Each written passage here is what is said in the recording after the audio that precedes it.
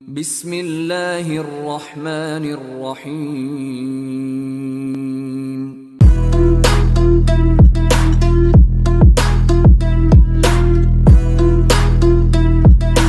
Peristiwa ini terjadi di sebuah rumah duka yang terletak di Walsall Road di Great Barr, Birmingham, jam 1.40 pagi, tanggal 11 November 2019.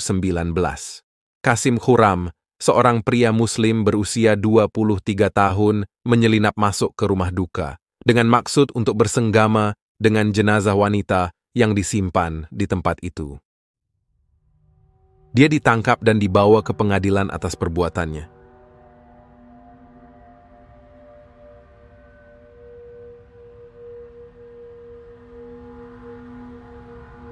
Pengadilan mendengar bagaimana dia mengangkat tutup beberapa peti mati sebelum memilih korbannya.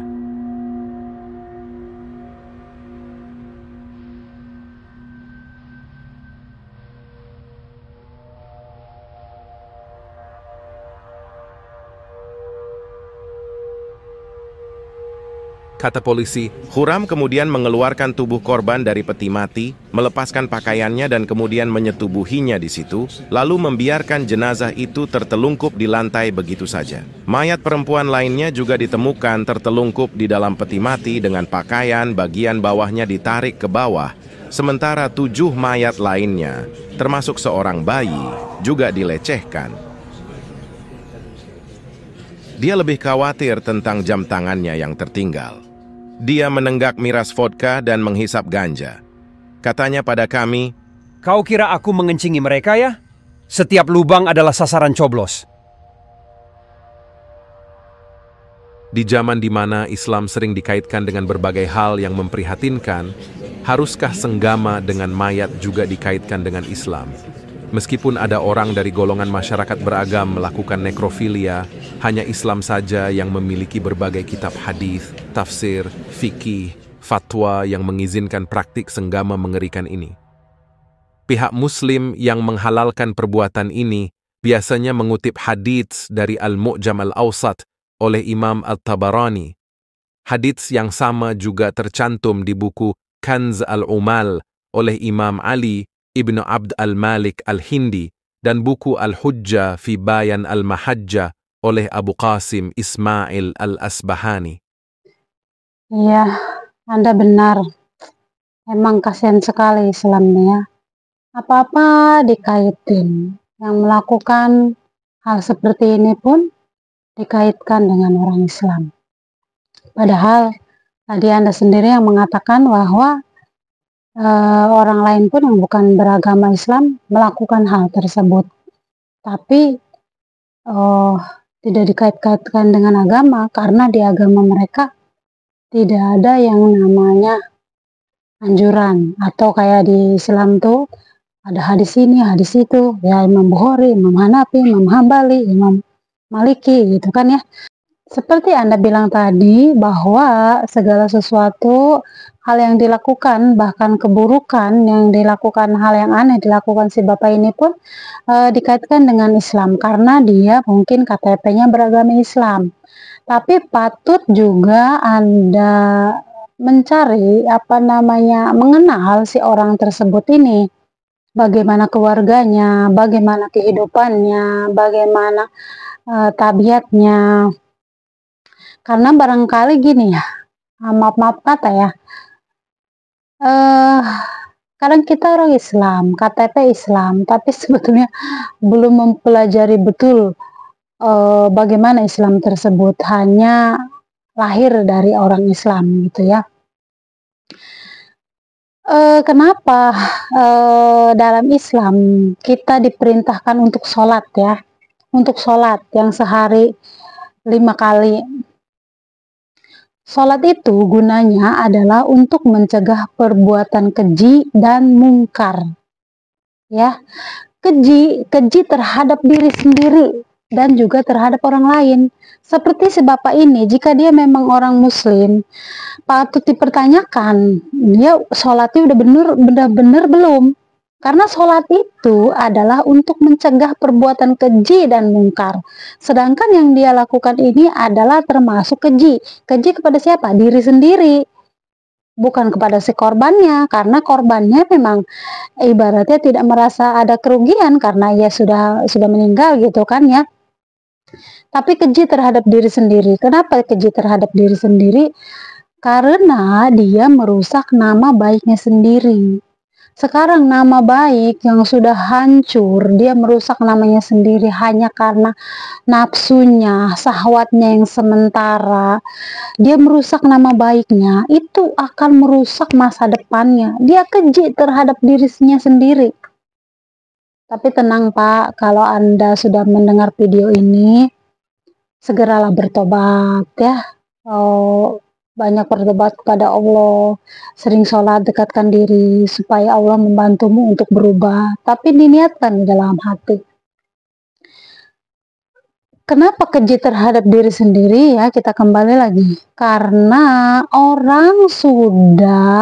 orang lain nih sudah tertanam di dalam pikirannya bahwa kamu begitu, kamu nggak benar, kamu stres, kamu nggak waras, dan saat kamu mungkin suatu saat memiliki rasa suka kepada orang lain, itu tidak mudah untuk bisa bersama.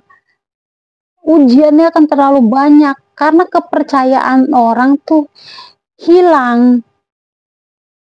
Kita itu tidak mudah yang namanya merubah image seseorang. Itulah gunanya sholat, supaya kamu tidak keji kepada orang lain dan juga diri sendiri. Ngerti ya, sholat. Siapapun harus sholat, belajar sholat. Karena kalau sholat di sini tuh dikatakan, ya Allah tunjukkanlah kami jalan yang lurus, jalan yang kau ridhoi, bukan jalan yang kau murkai, dan bukan pula jalan yang sesat.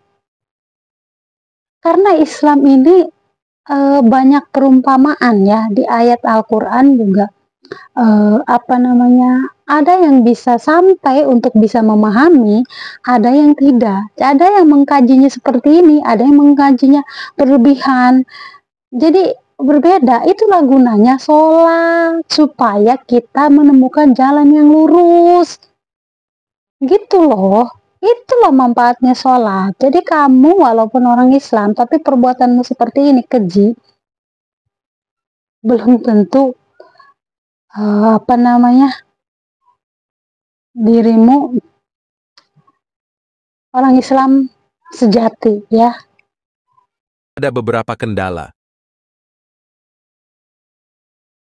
Pertama, dua huruf Arab ittaja' ma'aha yang diterjemahkan sebagai berbaring bersama wanita merupakan istilah Arab yang juga bisa berarti berhubungan seks.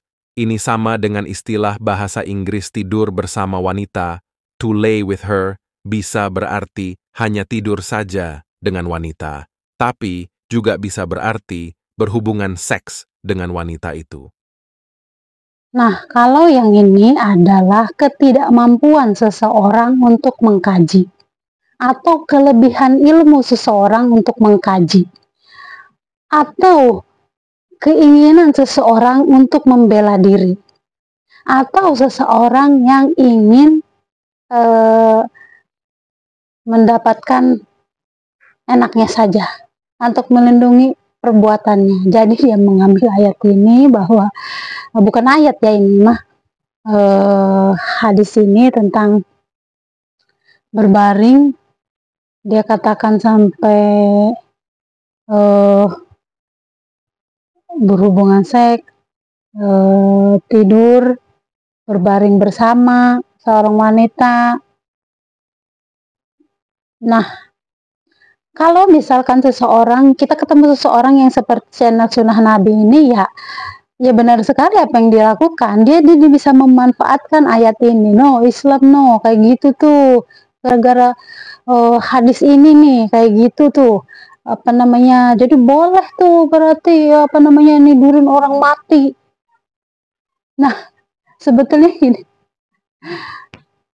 kalau di pikiranmu, di otakmu, kamu ingin meniduri orang mati, itu sebetulnya sudah sakit. Saraf-saraf di otakmu tuh sudah sakit, sudah lain. Makanya kembali lagi seperti tadi, sholat yuk, sholat. supaya kita itu mencegah perbuatan keji dan mungkar, mencegah hawa nafsu jahat di dalam dirimu gitu loh. Supaya kamu tuh bisa jadi manusia yang normal, ya. Kedua, 4 madzhab Islam Sunni, yakni Al-Hanafi, Al-Hambali, Al-Maliki, dan Al-Syafi'i, dengan jelas mengizinkan nekrofilia. Mereka tidak secara langsung membahas nekrofilia sebagai topik tersendiri, akan tetapi mereka menyetujui ketika hal ini muncul dalam konteks topik lain. Mari kita lihat contoh mengenai hal ini dari buku Syariah Umdat Al-Salik, Paduan untuk Musafir, karya Ahmad Ibn Naqib Al-Misri, halaman 610, bagian O12.3. Meskipun seluruh hukum syariah dalam buku ini telah diterjemahkan ke dalam bahasa Inggris, namun hukum nomor O12.3 tidak diterjemahkan. Alasannya? Penerjemah Arab terlalu malu untuk menunjukkan artinya. Mari kita bahas makna tiap kata. Siapapun, maksudnya di sini adalah Muslim yang menyetubuhi binatang, atau wanita yang sudah mati, atau yang masih hidup, pada duburnya, atau budak wanita yang sebagian menjadi miliknya. Apakah maksud dari budak wanita yang sebagian menjadi miliknya itu? Maksudnya adalah, jika 10 pria patungan untuk mengumpulkan uang, setiap orang memberi Rp1.000.000 untuk membeli budak wanita di pasar budak, maka setiap orang memiliki 10% dari budak itu, sehingga setiap orang bisa memilikinya selama 1 dari setiap 10 jam, atau 1 dari setiap 10 hari, dan seterusnya. Atau saudara perempuannya yang menjadi miliknya. Apa sih maksudnya ini? Maksudnya adalah, jikalau seseorang membeli saudara perempuan dari seorang Muslim, maka saudara perempuan itu menjadi budak dari orang tersebut. Muslim itu bertekad membeli saudara perempuannya dari orang tersebut. Ini berarti saudara perempuan itu menjadi budak Muslim tersebut, dan dia bisa menyetubuhi saudara perempuannya, atau menyetubuhi istrinya yang sedang haid, atau pada duburnya, atau masturbasi dengan tangannya, atau wanita bersetubuh dengan wanita lain, maka tidak ada hukuman had baginya, dan dia diperingatkan. Jadi hukum O12.3 tidak mencegah Muslim untuk bersetubuh dengan binatang, mayat, budak wanita, saudara perempuan yang menjadi budaknya, dan sebagainya, karena hal itu halal dalam Islam. Apa yang Nabi Muhammad katakan tentang bersetubuh dengan binatang? Tiada larangan akan hal itu di koleksi hadits Bukhari dan Muslim. Hadits berikut adalah dari Sunan Abu Daud, nomor 3871. Ibnu Abbas ia berkata, Rasulullah Shallallahu Alaihi Wasallam bersabda, barang siapa mensetubuhi binatang, maka bunuhlah ia beserta binatang tersebut. Akan tetapi hadis berikutnya menyangkal hal itu. Ibnu Abbas ia berkata, orang yang mensetubuhi binatang tidak ada hukuman hadnya. Ini adalah kontradiksi yang jelas. Bagaimana mungkin satu hadis mengatakan bunuhlah orang yang bersetubuh dengan binatang, dan hadis berikutnya mengatakan tidak ada hukuman yang ditentukan untuk orang yang sama? Kedua pernyataan tersebut tidak mungkin benar. Sebetulnya saya tipe orang yang tidak mau membahas apapun yang tidak ada ayat dalam Al-Qur'annya.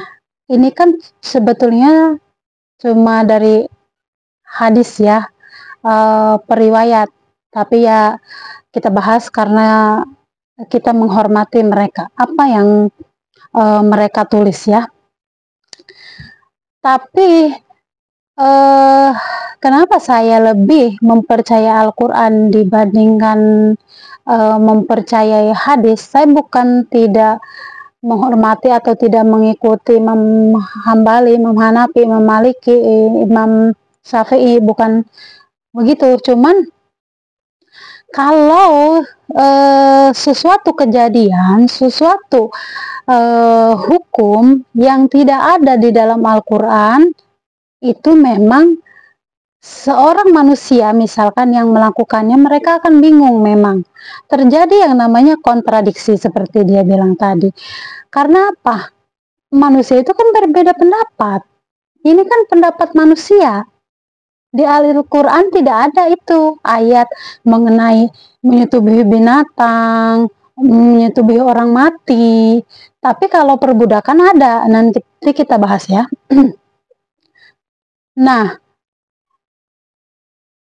pada saat zaman Nabi, pada saat zaman dulu tuh zaman perang ya, zaman susah, orang belum mengenal yang namanya mungkin pertanian atau apa, itu baru dimulainya sebuah kehidupan. Jadi baru seseorang itu mempercayai yang namanya Tuhan, baru belajar yang namanya hidup, ya kan.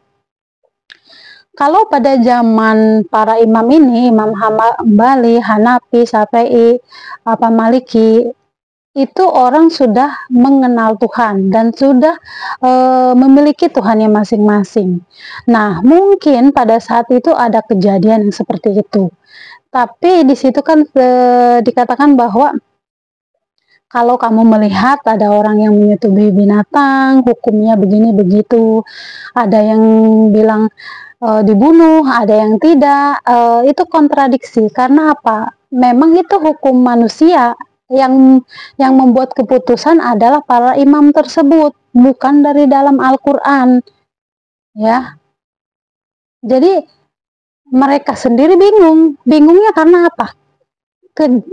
Pada saat itu para ulama tersebut itu akan membuat buku yang akan dipegang oleh seluruh keturunannya kita sampai sekarang. Jadi mereka memang harus yang namanya menjawab setiap persoalan. Mungkin pada saat itu bukan berarti ada kejadian seperti itu, tapi ada yang bertanya. Ada yang bertanya, gimana Ustadz kalau nanti kejadiannya begini, apa yang harus dilakukan? Nah, keputusannya itu mereka berbeda. Ada yang disuruh dibunuh, ada yang tidak. Nah, disitulah kalau kekuatan manusia itu terbatas. Kalau sudah hukumnya Allah, itu tidak perlu lagi dipertanyakan, itu udah pasti adil, ya. Nah, jadi bagaimana nih orang-orang yang sangat Islammu apa gitu ya, Islammu ikut imam apa, kalau nggak ngikutin salah satu imam tersebut kamu bukan Islam. Nah, seseorang yang mempercayai seperti itu kalau dihadapkan dengan video yang seperti ini, goyah nggak kamu? Goyah. Karena apa? Ya imanmu kurang, kamu mengimani para imam tersebut, menyembah para imam tersebut, bukan menyembah Allah. Padahal kita tuh harus menguatkan iman kita itu melalui Al-Quran, ya. Bukan berarti para imam tidak benar, hanya saja saya lebih mempercayai Al-Quran. Saya berada di agama Islam karena saya mempercayai Allah, karena saya menyembah Allah, bukan menyembah Nabi Muhammad atau apalagi itu para imam, bukan, ya. Nah, Anda juga harus begitu. Nah, kalau misalkan mengenai perbudakan ini, yang tadi dia bilang para budak dari saudaranya, jika dia membeli, ya kalau misalkan kata channel Sunnah Nabi, jika para pria patungan membeli budak, boleh memilikinya bareng berapa hari gitu ya. Terserah dah kalau misalkan dirimu sepinter itu mencernanya gitu ya. Nah, namun kenapa budak dari saudaramu? Saudara itu bisa saja ya, karena saudara itu bukan adik, bukan kakak, ya, bukan ibu, bukan nenek. Saudara itu bisa saudara jauh, saudara dari nenek, saudara dari buyut, saudara dari misalkan ipar. Nah, itu saudara, itu namanya. Kalau kamu membelinya, kamu bisa memilikinya. Memilikinya itu artinya dia milik elu gitu loh. Kenapa sih dalam Al-Quran ayat tentang budak ini ada, bahkan selamanya ada? Karena Al-Quran ini adalah untuk seluruh manusia, untuk seluruh alam, dan berlaku selamanya. Nah, ya. Kenapa bisa berlaku selamanya? Karena barangkali ya kita nggak tahu suatu saat kapan di sebuah negara terjadi yang namanya peperangan, terus dia para yang kalah, pihak yang kalah nih ditawan ya, apa namanya, dibeli, dikuasai, kan mereka terpaksa jadi budak. Nah, budak itu yang kamu miliki, boleh kamu tiduri misalkan. Ya karena dia milik kamu gitu, mau nggak mau dia sudah jadi budak, ya makanya jangan terjadi perang. Kenapa dalam Al-Quran ini, ayat ini ada bahwa ini berlaku? Ya karena namanya manusia kita nggak tahu kapan ibaratnya diperangi dan memerangi atau mempertahankan diri, kapan ada yang menang, kapan ada yang kalah. Nah, jadi Islam itu memang untuk selamanya dan untuk semuanya, itu yang wajib kamu pahami. Apakah para ulama zaman modern menghalalkan nekrofilia? Jawabannya, iya. Sebagai contoh, pada tahun 2011, seorang ulama terkemuka Maroko dan anggota pendiri Persatuan Ulama Muslim Internasional, Sheikh Abdul Bari Zamzami, mengeluarkan fatwa yang mengizinkan suami muslim untuk bersetubuh dengan istrinya yang telah meninggal. Pada bulan April 2012, ketika Muhammad Morsi dari Ikhwanul Muslimin menjabat sebagai Presiden Mesir, muncul berita bahwa anggota parlemen Mesir yang beraliran Islamis sedang berusaha mengesahkan undang-undang yang melegalkan nekrofilia. Sabri Abdul Rauf, seorang profesor terkemuka di Al-Azhar, Mesir, mengeluarkan fatwa untuk melegitimasi nekrofilia pada akhir tahun 2017. Muslim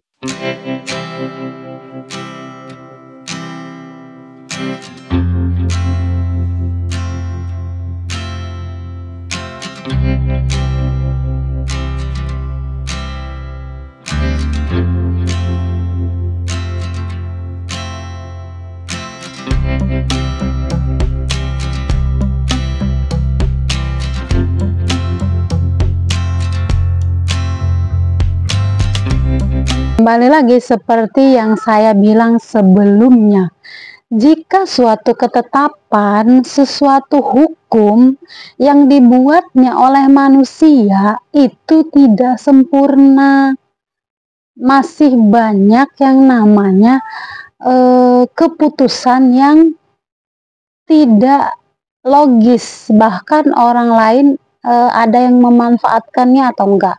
Beda halnya kalau peraturan itu, perintah itu adanya di dalam Al-Quran. Al-Quran itu kitanya harus mencerna, memahami apa sih maksud Allah dari perumpamaan tersebut gitu kan ya. Nah, kenapa sih dalam Islam hal ini tidak dibahas? Maksudnya di dalam Al-Quran hal itu tidak dibahas karena memang tidak perlu dibahas. Ibaratnya dalam Al-Quran itu diperintahkan untuk sholat. Kamu sholat supaya pikiranmu lurus, otakmu ini tidak memikirkan yang lain-lain. Kamu disuruh berzikir ya, suruh sibuk bekerja ini itu. Sholat sampai 5 kali sehari, bahkan ada yang sunnah, sholat duha, sholat tahajud, sholat hajat. Jadi hidupmu tuh ibaratnya selain bekerja sibuk dengan sholat supaya tidak masuk setan ke dalam dirimu. Jadi dirimu tuh sibuk udah kerja sholat. Sholat itu kan sebetulnya seperti olahraga. Jadi di saat dirimu sibuk nih, misalkan kerja yang kerjanya duduk doang atau berdiri doang, sebetulnya sholat itu yang dilakukan 5 kali dalam sehari itu untuk melemaskan otot-otot dan tulangmu supaya tulangmu tidak kaku. Jadi ada yang namanya pergerakan, ibaratnya di stretching gitu ya. Nah itu jadi kalau ngikutin Islam, ngikutin Nabi Muhammad, jika kamu benar-benar mengikuti Al-Quran, kamu selamat, nggak bakal deh punya otak, punya pemikiran buat nidurin mayat. Buat apa? Apa enaknya? Kamu nggak pernah baca novel ya? Oh, apa namanya? Ada novel-novel. Saya berkata begini, kenapa saya tahu? Karena saya bukan orang yang tabu-tabu banget. Saya juga tahu banyak cerita di novel bahwa kenapa ada yang namanya desahan, dengar orang lagi eh ibaratnya berhubungan sesama pasangannya, diintip suaranya begini-begini. Karena apa? Yang membangkitkan gairah itu adalah pergerakan, ada timbal balik gitu loh. Tapi kalau sama mayat kan dia kaku seperti batang pisang, nggak ada pergerakan, apa enaknya gitu loh. Kecuali otakmu memang rusak, kamu nggak normal, kamu punya penyakit, jadi punya yang namanya rasa ingin nyobain gitu loh. Makanya ya, kita itu, Anda itu jangan terlalu banyak nonton BF. Kenapa sih tidak boleh nonton BF dalam Islam? Porno itu merusak otak ya.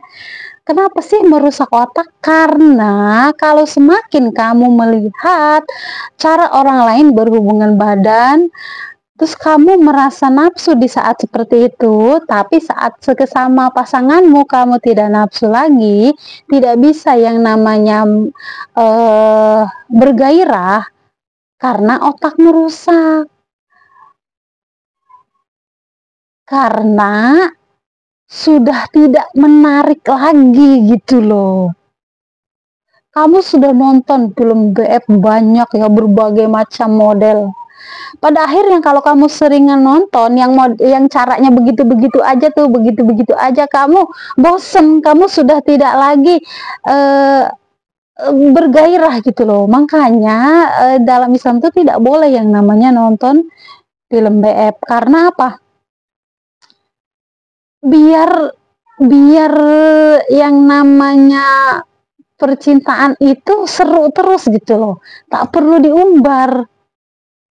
Nah, jadi kalau kamu kebanyakan nonton begitu, pada akhirnya kamu jadi punya pemikiran yang seperti itu. Gimana sih caranya nidurin orang mati, nidurin apa namanya binatang gitu loh. Jadi udah nggak normal karena otakmu sudah nggak normal, sudah tidak terlangsang gitu loh istilahnya. Jadi sudah tidak indah lagi. Jadi gimana ya? Nah, sebetulnya yang merusak dirimu adalah dirimu sendiri. Kamu keji terhadap dirimu sendiri. Kamu tidak memberikan dirimu kebahagiaan, kebahagiaan yang nyata dari wanita normal, ya. Maka dari itu saya sampaikan lagi bahwa sholat, yuk sholat. Allah itu maha baik, walaupun disuruh 5 kali dalam sehari, tapi ada masanya bisa digabung. Duhur bisa digabung dengan asar, asar bisa digabung dengan duhur, maghrib bisa digabung dengan isya, isya digabung dengan maghrib. Apapun alasan Anda, apa ada sibuk, apa ada di pelajaran, di perjalanan atau apa, boleh. Supaya apa? Kita berdoa terus. Berdoa untuk siapa sih? Untuk diri kita sendiri, untuk para imam, para nabi, untuk semua orang, untuk keturunan kita, gitu loh.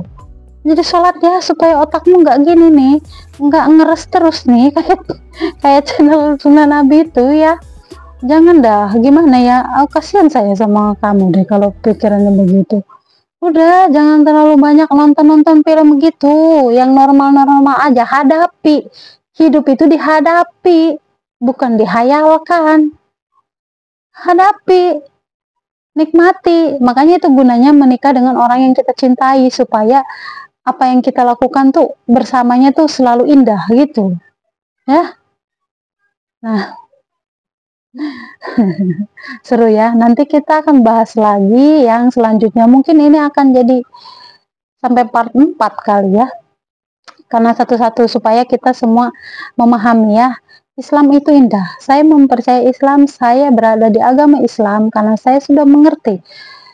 Saya percaya dalam Al-Quran, yaitu Allah. Tapi saya menghormati semua para imam. Tapi tidak harus kita mengikuti. Namanya manusia tidak ada yang sempurna, punya kekurangan. Apakah mereka salah? Ya tidak salah. Mereka melakukan kebijakan itu, menulis keadaan seperti itu. Ya barangkali mungkin ada orang-orang yang nggak normal begitu, ya kan? Ya gitu aja sih. Nggak usah terlalu banyak dipikirin kok gini, kok gitu ya. Udah, urus dirimu sendiri, jangan sampai kamu nggak normal. Kalau kamu nggak normal, kamu menyetubuhi binatang, menyetubuhi orang mati, kamu keji darah dirimu sendiri. Orang lain akan menganggap kamu buruk dan selamanya itu. Jadi jangan, ya, hargai dirimu sendiri. Sholat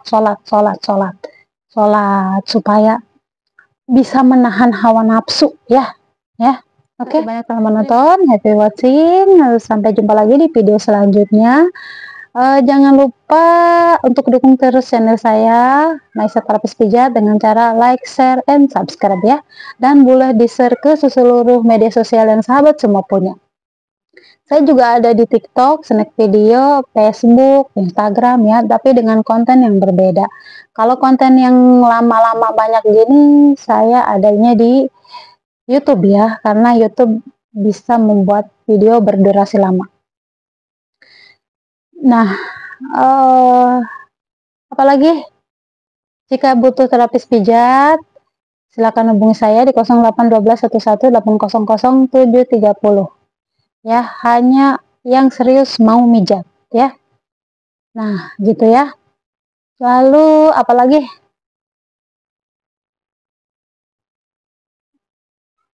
Lupa saya mau ngomong apa.